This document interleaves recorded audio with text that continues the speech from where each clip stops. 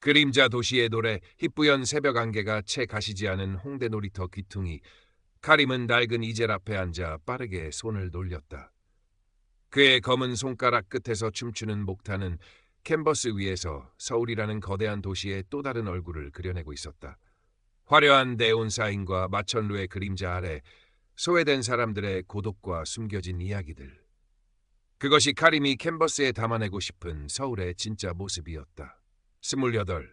아프리카 가나에서 예술가의 꿈을 안고 한국 땅을 밟은 지 5년째. 그의 피부색만큼이나 낯선 이 도시에서 그는 여전히 이방인이었고 그의 예술은 인정받지 못한 채 길거리에서 홀로 빛나고 있었다. 지나가는 사람들은 대부분 그의 존재를 인식하지 못하거나 신기한 구경거리처럼 흘깃 쳐다볼 뿐이었다. 가끔 그의 그림 앞에서 잠시 발걸음을 멈추는 이들도 있었지만 지갑을 여는 경우는 드물었다. 그래도 카림은 붓을 놓지 않았다. 그림은 그에게 유일한 언어였고 절망 속에서도 숨 쉴 수 있게 하는 창이었다. 그때였다. 육중한 그림자가 그의 캔버스 위로 어른거렸다. 카림이 고개를 들자 말끔하게 제복을 차려입은 중년의 경찰관이 팔짱을 낀 채 못마땅한 표정으로 그를 내려다보고 있었다. 조강철 경위. 이 지역을 관할하는 경찰로, 특히 카림과 같은 외국인들에게는 공포의 대상이었다. 그의 눈빛에는 이유 모를 경멸과 권위의식이 가득했다. 어이, 거기 깜둥이. 여기서 뭐 하는 거야? 허가받고 하는 거냐? 조경희의 목소리는 아침 공기처럼 차가웠다. 카림은 익숙한 모멸감에 속이 쓰렸지만 꾹 참고 대답했다. 그림, 그리고 있습니다. 그의 한국어는 여전히 서툴렀다. 그림? 이게 그림이야, 낙서지. 도시미관에 치지 말고 당장 치워. 조경희는 카림의 이젤을 발로 툭 찼다. 그림 도구들이 바닥에 어지럽게 흩어졌다. 카림의 눈에 순간 분노가 서렸지만 그는 주먹을 꽉 쥘 뿐이었다. 이 도시에서 그와 같은 외국인이 경찰에게 대항한다는 것은 상상할 수도 없는 일이었다. 죄송합니다. 바로 치우겠습니다. 카림은 떨리는 목소리로 말했다. 그가 허리를 숙여 그림 도구들을 챙기려 할 때 조경희는 그의 어깨를 거칠게 밀치고는 침을 뱉고 돌아섰다. 멀찍이 서 이 모든 광경을 지켜보던 한 젊은 여성이 있었다. 박지민, 22살의 대학생이자 불의를 보면 참지 못하는 열혈기자 지망생이었다. 그녀는 방금 전 조경희의 만행을 자신의 스마트폰 카메라에 고스란히 담았다. 분노로 얼굴이 붉어졌지만 그녀는 일단 조용히 현장을 벗어났다. 이런 부당한 일이 버젓이 일어나다니. 그녀는 반드시 이 사실을 알려야겠다고 다짐했다. 그날 오후 박지민은 자신이 촬영한 영상을 익명으로 SNS에 게시했다. 홍대 앞에서 벌어진 외국인 화가에 대한 경찰의 과잉 단속이라는 자극적인 제목과 함께 영상은 순식간에 퍼져나갔고 네티즌들의 갑론을 박이 이어졌다. 대부분은 경찰의 행동을 비난했지만 일부는 외국인 혐오적인 댓글을 달기도 했다. 조강철 경위는 자신의 얼굴이 모자이크 처리된 채 인터넷을 떠도는 영상을 보고 격분했다. 감히 자신의 권위에 도전하다니. 그는 당장 영상의 최초 유포자와 그림을 그리던 깜둥이를 찾아내 본때를 보여주리라 결심했다. 그의 뒤틀린 자존심은 이미 카림을 향한 복수심으로 불타고 있었다. 며칠 뒤 카림은 평소처럼 홍대 거리에서 그림을 그리고 있었다. 지난번 일로 위축될 법도 했지만 그림은 그의 삶 자체였기에 멈출 수 없었다. 그때 조강철 경위가 2명의 경찰과 함께 다시 나타났다. 이번에는 그의 얼굴에 더욱 냉혹한 미소가 걸려 있었다. 카림이라고 했나? 너 잠깐 우리랑 같이 가줘야겠다.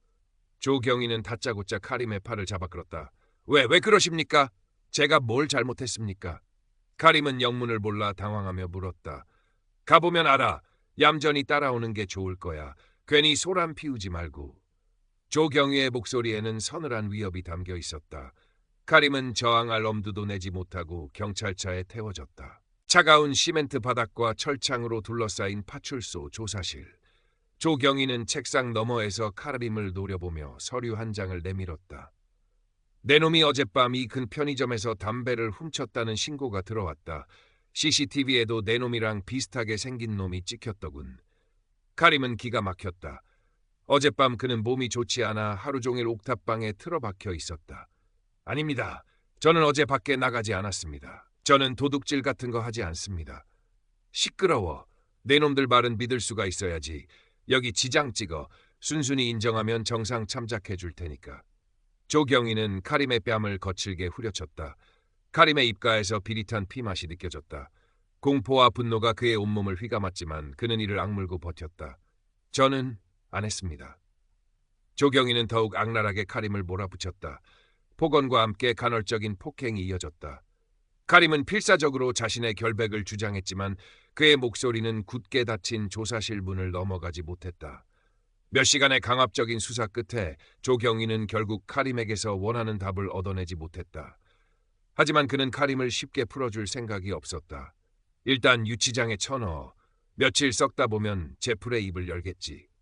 한편 박지민은 자신이 올린 영상 때문에 카림이 위험에 처했을지도 모른다는 생각에 죄책감을 느끼고 있었다.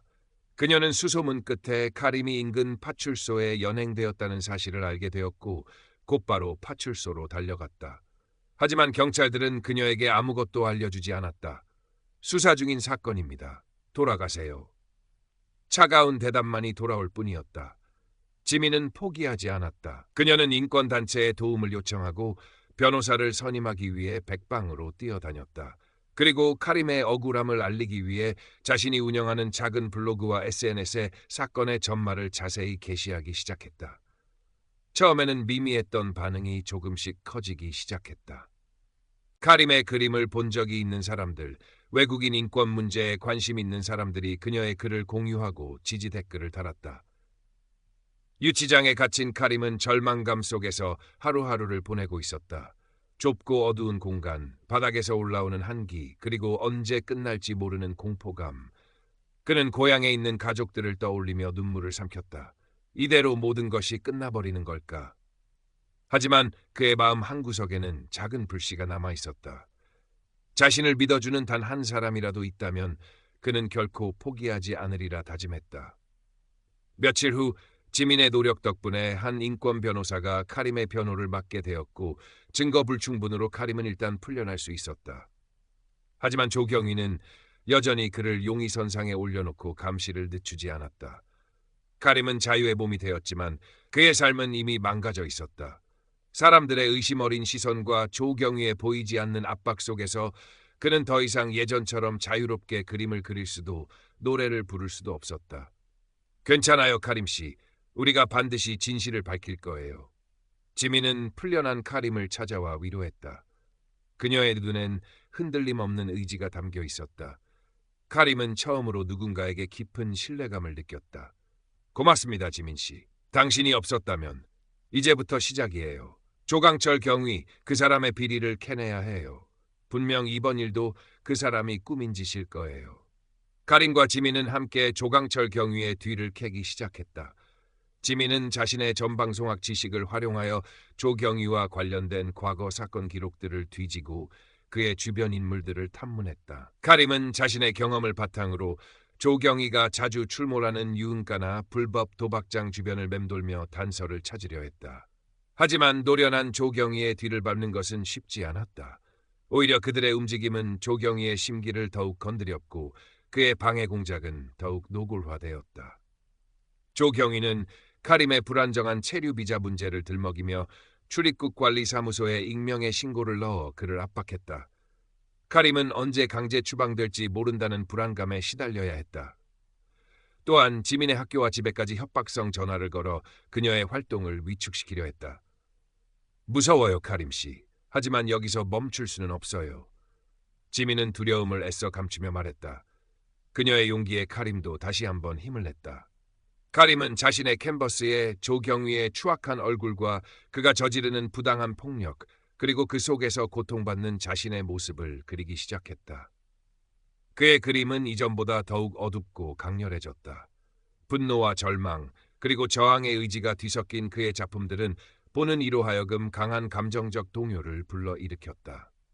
지민은 카림의 새로운 그림들을 익명으로 인터넷 커뮤니티에 올렸고 이름 없는 거리의 화가, 그림자 도시의 고발자 등의 이름으로 조금씩 사람들의 입에 오르내리기 시작했다. 어느 날 밤 지민은 조강철 경위가 특정 유흥업소 사장과 은밀하게 만나는 장면을 포착했다. 그들이 돈 봉투를 주고받는 듯한 모습까지 촬영하는 데 성공했지만 곧바로 그들에게 발각될 위기에 처했다. 뒤를 밟던 카림이 기지를 발휘하여 소란을 피운 덕분에 지민은 가까스로 현장을 빠져나올 수 있었지만 그들의 행동은 조경에게 완전히 노출되고 말았다. 내 놈들이 감히 내 뒤를 캐? 가만두지 않겠다. 조경위의 분노는 극에 달했다. 그는 카림을 마약 투약범으로 몰기 위한 치밀한 함정을 준비하기 시작했다. 자신의 정보원을 이용하여 카림의 옥탑방에 몰래 마약을 숨겨두고 불시에 단속을 나올 계획이었다. 이 사실을 눈치챈 지민은 절망했다. 하지만 카림은 오히려 담담했다. 그는 조용히 자신의 낡은 기타를 꺼내 들었다. 지민 씨, 마지막으로 노래를 하나 만들고 싶어요. 내 모든 것을 담은 노래를. 카림은 밤새도록 곡을 쓰고 가사를 붙였다. 그의 노래에는 이국 땅에서 겪었던 서름과 절망, 부당한 폭력에 대한 분노, 그리고 그럼에도 불구하고 꺾이지 않는 희망과 저항의 메시지가 담겨 있었다. 다음 날 그는 지민에게 악보를 건넸다. 이 노래를 세상에 알려주세요. 조경위의 단속 예정일 하루 전날 밤, 카림은 홍대 놀이터 가장 높은 곳에 작은 무대를 마련했다. 낡은 앰프와 마이크 하나가 전부였지만 그의 눈빛은 그 어느 때보다 결연했다. 지민은 미리 연락해둔 몇몇 독립 언론 기자들과 함께 현장에 도착했고 그녀의 스마트폰은 유튜브 라이브 스트리밍을 시작했다. 오늘 저는 제 모든 것을 걸고 노래하려 합니다. 이 노래가 제 마지막이 될지라도 진실은 반드시 밝혀져야 합니다. 카림의 떨리는 목소리가 마이크를 통해 울려 퍼졌다. 그리고 그의 기타 선율과 함께 절규와도 같은 노래가 시작되었다. 그림자 도시의 노래. 카림의 노래는 순식간에 온라인을 통해 퍼져나갔다. 그의 진심이 담긴 목소리와 가사는 많은 사람들의 마음을 움직였다. 현장에는 점점 더 많은 사람들이 모여들기 시작했고 분위기는 뜨겁게 달아올랐다.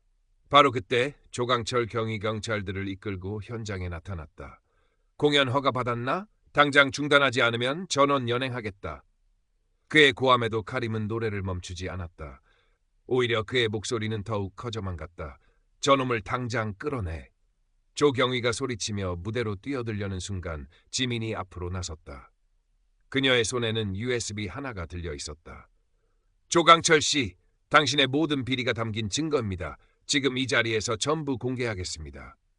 지민은 현장에 있던 대형 스크린에 USB를 연결했고 스크린에는 조강철 경위가 유흥업소 사장에게 뇌물을 받거나 카림에게 폭력을 행사하며 거짓 자백을 강요하는 장면, 그리고 마약 함정을 지시하는 목소리가 담긴 영상과 녹취록이 적나라하게 흘러나왔다.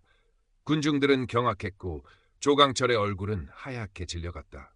그는 미친 사람처럼 소리치며 발악했지만 이미 모든 것은 끝난 후였다.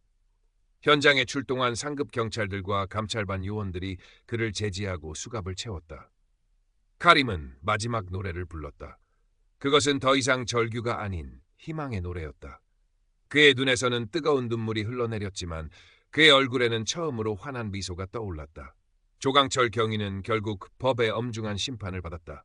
그의 모든 비리가 드러나면서 경찰 조직 내부에 대한 대대적인 수사와 개혁 요구가 빗발쳤다. 카림은 모든 혐의를 벗었고 그의 용기 있는 행동과 예술은 많은 사람들에게 깊은 감동과 영감을 주었다. 그의 그림은 높은 가격에 팔리기 시작했고 그의 노래는 음원으로 발매되어 큰 인기를 얻었다. 하지만 카림은 유명세에 취하지 않았다. 그는 여전히 홍대 거리에서 그리고 이태원의 작은 클럽에서 그림을 그리고 노래를 불렀다. 다만 이제 그의 예술에는 더